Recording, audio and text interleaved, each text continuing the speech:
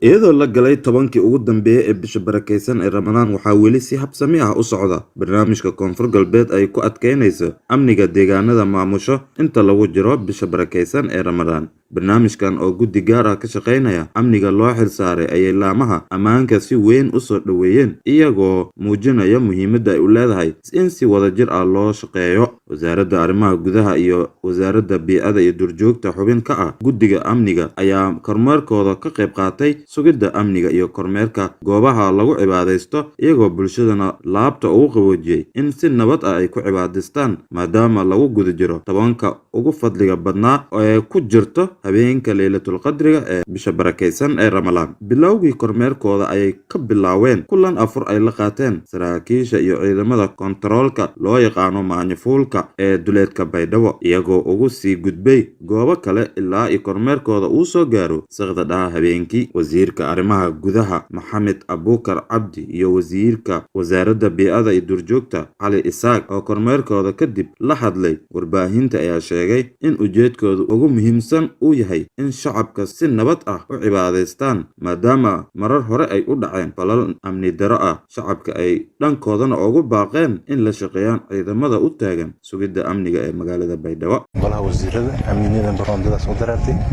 yaa unuuna way banasib baan anaga tahay in roondadaas qayb nagana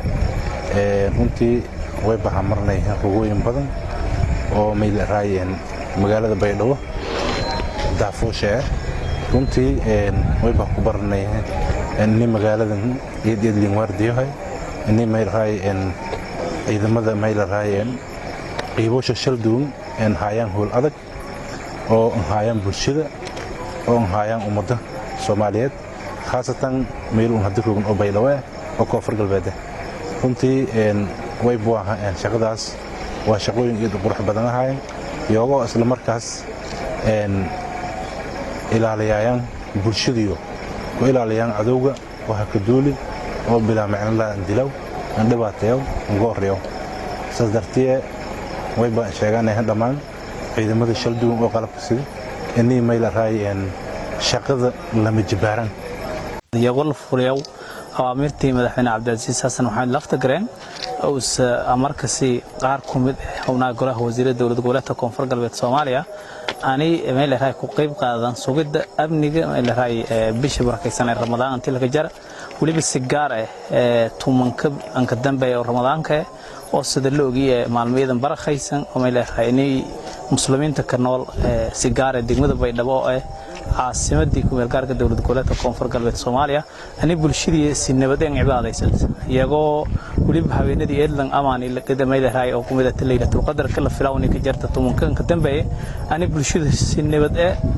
ma ka cibaadaysan salaatul tukadaan way qayb ku hada doona insha Allah taala kormeerkii iyo shaqadii meel raay amniga la ka sugay golaha wasiirada reer Koonfur Galbeed si gaar ah reer Baydhabo meelena anaysan nabad ka cibaadaysan dawladdeegan surun insha Allah taala aysan meel siin rajay anaysan wada shaqeyn badan sameey doontan awaamirtaas madaxweyne Cabdilcasiis oo usun saasoo kale aan teegin ilaa hamin roondadan ku dhamaadaas usunay la socda telefoonana weerahay oo had walba meel walba meel raay la seedahay inay la socda oo aan teegin bulshada wala lan qowdahay usun ka warahay sunayadan ma insha Allah taala Muxtaar Xasan SBTV Baydhabo.